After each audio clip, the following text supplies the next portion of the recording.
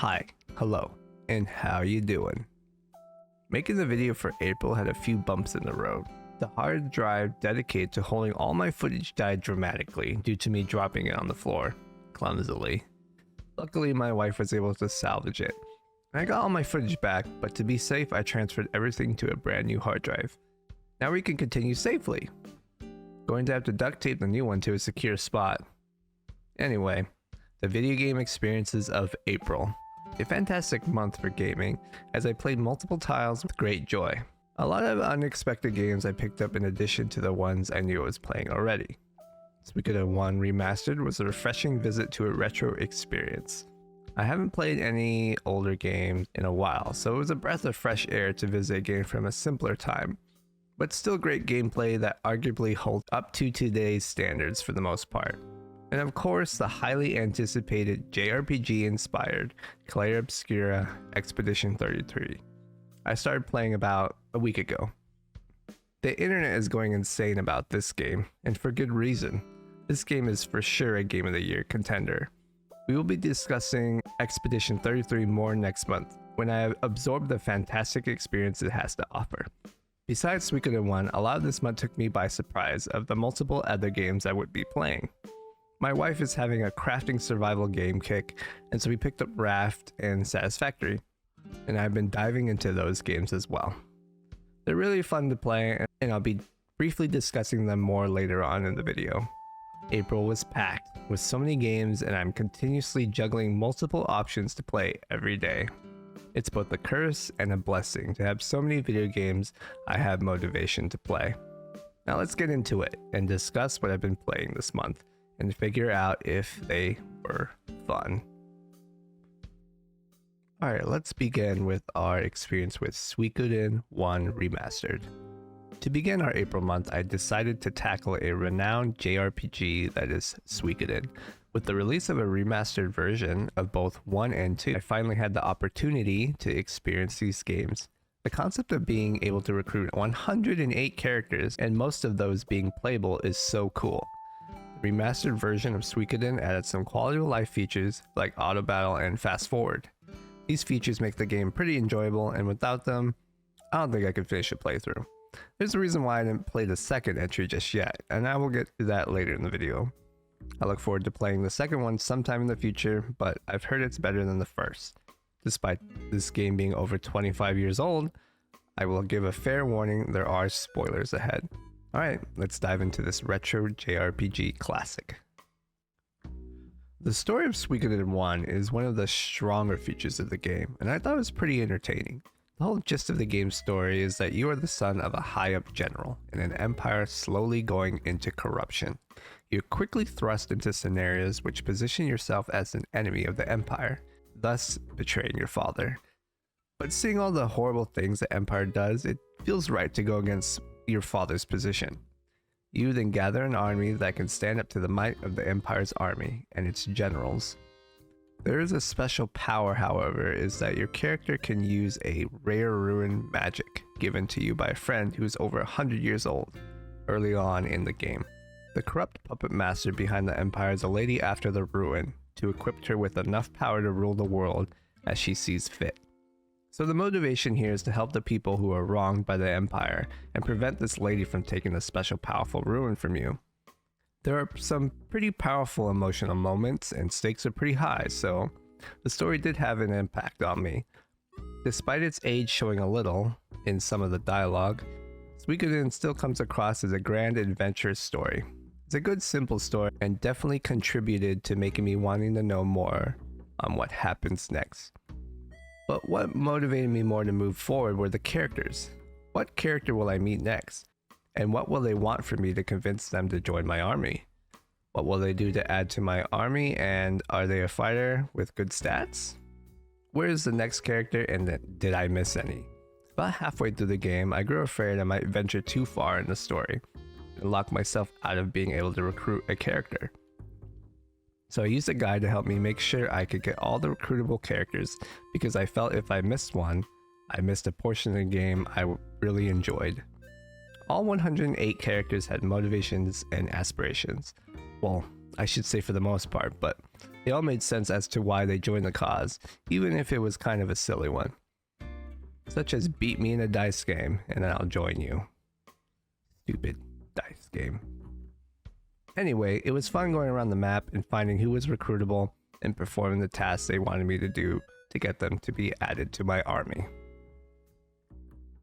Gameplay consisted of combat, equipment, your army home base, recruiting characters, and traversing dungeons to find bosses to fight.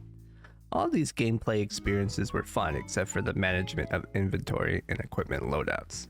Not sure why this wasn't touched up in the remaster, but it was very annoying and tedious how the inventory system worked. When optimizing equipment for each character, you had to manually put the new armor piece into that character's inventory to equip it. If it was in another character's inventory, that character did not have access to it, so you had to move it yourself. You also did not know if that new armor piece was even compatible with the character until you tried to equip it.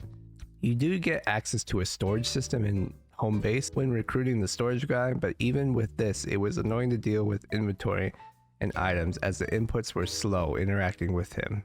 Despite the setback in the inventory system, I enjoyed the other aspects. Choosing from a vast variety of characters to use in your 6-man lineup, positioning them in the front or back row based on their strengths was fun. Like I said before, auto battle and fast forward made the combat good, otherwise it would be a tedious slog to have to input 6 different character moves when encountering random enemies multiple times throughout a dungeon. Getting the home base unlocked really opens up the game and gives you access to a lot of gameplay enhancing power-ups, such as recruiting a lost teleporting girl to assist you in fast travel, which was a great help. About halfway through the game, I grew so tired of going up and down the base to access the different facilities, I almost had to take a long break from the game, but I found the elevator guy and it was so much easier. From then on, I used a guide to find other recruitable members to ensure I didn't miss anything crucial to the gameplay experience. Each recruitable character had a requirement of a task you had to fill to recruit them. These tasks were varied enough, with some just being a level check and some finding another character to then recruit them. I enjoyed making a checklist for these characters as I progressed the story. The bosses were so cool to face as it was a real test on your party loadout and their equipment and spells. These were some of the only fights I felt the need to use spells and manage health with turn order.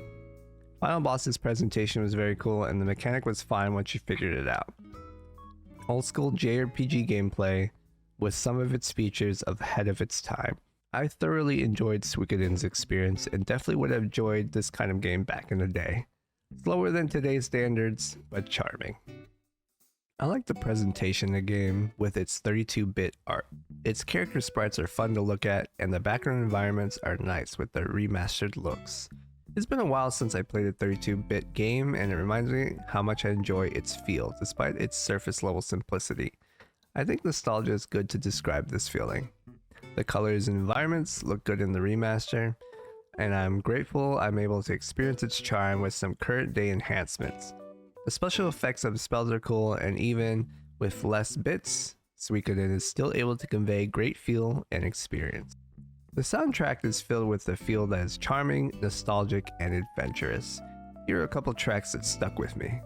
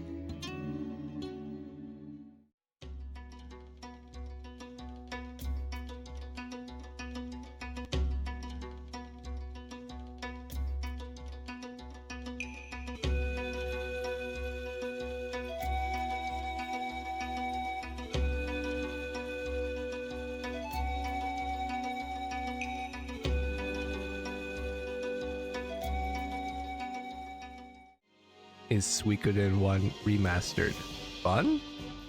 It is a good classic experience, and upon examining its release date and its gameplay features, it was ahead of its time with some of what it has to offer.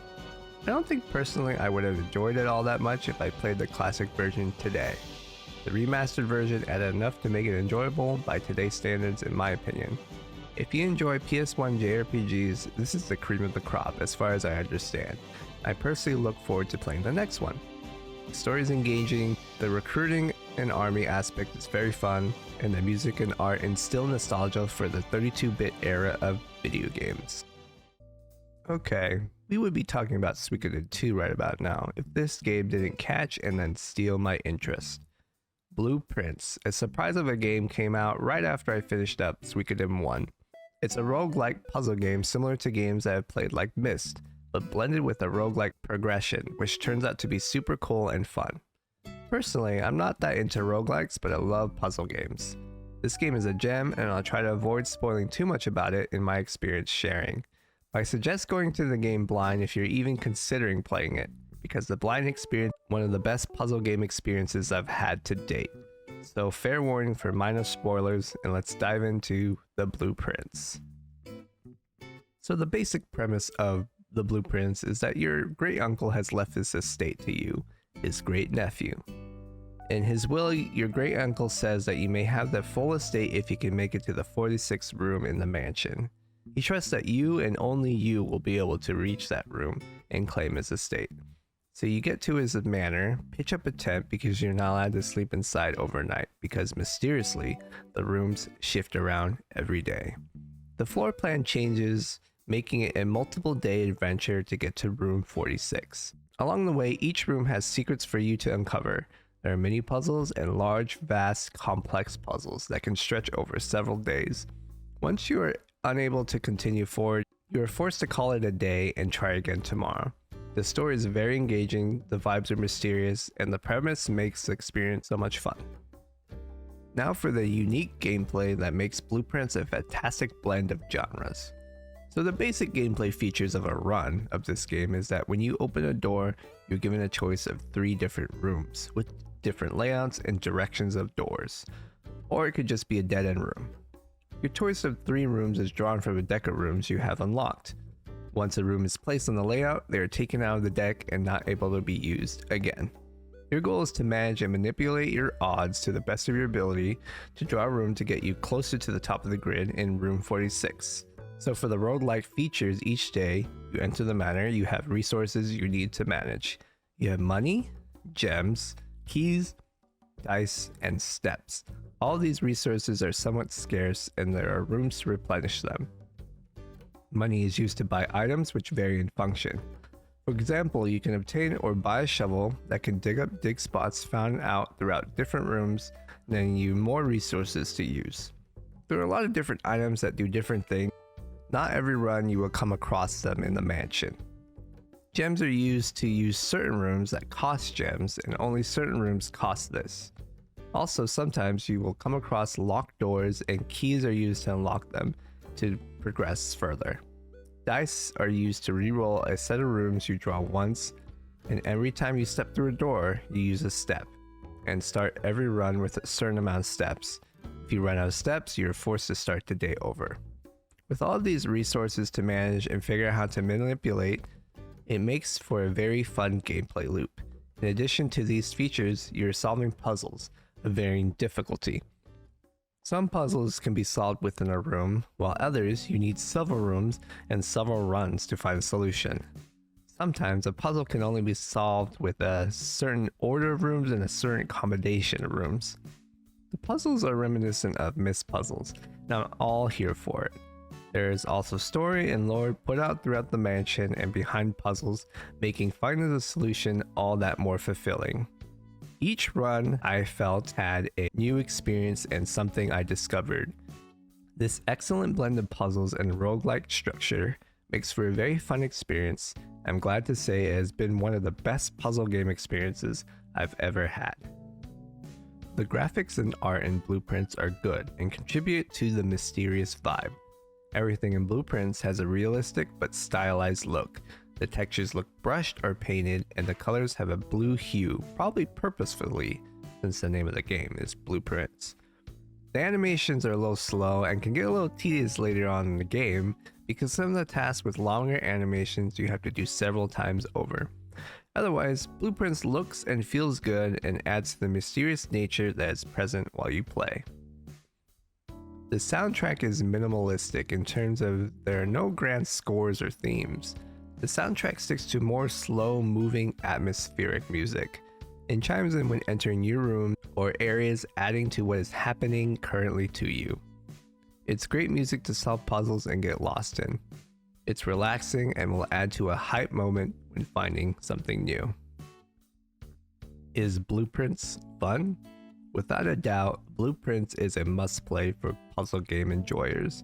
Even with being able to roll credits and get to that elusive room 46, I still have a vast majority of the puzzles unsolved. Blueprints is going to stick with me for a while, and I plan to eventually come back and solve more puzzles. Alright, now let's talk about the multiplayer games I played this month. My wife and I recently started a couple of crafting games, and Raft was one of them. This game is brutal starting out, as you're literally left with 4 pieces of wood and a hook to grab trash. The premise of the game is to build up your raft and find your way around to islands to find story bits to progress. It's a crafting survival game, but instead of leaving your base to get supplies and then coming back, your home base goes with you, and maintaining it is vital to survival. It was fun to figure out everything and survive, and eventually build a nice raft to sail from island to island. The shark roaming around your raft and following you everywhere keeps the tension up, along with managing hunger, thirst, health, and stamina. We're about halfway through the story and plan to beat the game one of these days. We opened up Satisfactory again, after dropping it for a bit. This game is addicting once you get over the hump of figuring out what you were actually trying to do. Factory management is something you obsess over once you get into it. It's very fun to crunch numbers and factory lines to then finally make an efficient system. Looking forward to unlocking new tiers and making a crazy factory to get cool tech and gear, and more importantly, tools to make the line more efficient. Alright, let's talk about plans for next month. The majority of this month is going to be mostly Expedition 33. I played for about a week now, so 8-ish hours, and I can already tell this game is going to absorb most of my attention. I look forward to seeing what is going to happen in the story, what the game has to offer, and I'm going to try to parry everything because it's just that satisfying. And this month, there's something I'm going to try to do that I haven't done before, or I've done it before, but I haven't beaten it. Pokemon Emerald Nuzlocke. Pokemon Emerald is my favorite Pokemon game, and I have yet to have beat a Nuzlocke in it. So I think this is a great opportunity to break out the analog pocket and play this classic favorite of mine. You'll see if we can actually beat it. I hope to. Monster Hunter Wilds' updates have been coming out. I've been following along with the Blossom Festival. I've gathered enough materials to make the Blossom ticket armor sets, and Arc Temper Raidao just came out. I haven't tried to fight him yet. I'm a little nervous, but we'll get around to it sometime this month. Monster Hunter Wilds is still fun to play. Baldurs Gate 3's update came out this past month, and yeah, I'm starting a new playthrough. We're gonna not focus too hard on it, as I want to play Expedition 33, but when I have some free time or in between playthroughs, I will be dabbling in Baldurs Gate 3 to try out the new classes, and eventually probably beat it. It is an honor mode run, which I haven't done before, so we'll see how this playthrough goes. May doesn't really have any anticipated releases that I'm looking forward to. No games really stick out to me that will try to take my attention away from Clair Obscura. My full focus is going to be on Expedition 33, playing through that, and doing my Emerald Nuzlocke. So if we have time, if we get through those 2 games, I might pick up a backlog game that I've been meaning to play, but since I'm going out of town at the end of the month, I don't think I will have that time. Most of this month is going to be playing through those, like I mentioned before, and waiting for the Nintendo Switch 2. Luckily, I was able to pre-order one along with a controller and a couple games. June's going to be filled with playing that, playing Mario Kart and Yakuza Zero's Director's Cut, and trying out the improved performance on some Switch games. I'm mostly excited for Breath of the Wild and the Pokemon games. Seeing those in higher FPS is going to be amazing. Thank you for watching. This month was filled with fantastic games, and the next is filled with even more. I'm grateful to have the opportunity to share my experience with video games. This month was a little hard to get the video out due to real life things, hence the day late, but nonetheless, I look forward to playing more games and talking more about them. I hope to see more people sharing their own experiences with video games. I would love to see in the comments on what you played this past month and what you're looking forward to in the next. I would also greatly appreciate any feedback for the next video, and I'm always looking to improve. Remember to subscribe and leave a like and comment is greatly appreciated. That's 4 months down, so much more gaming experiences to go. Thank you again, and hope to see you in the next one.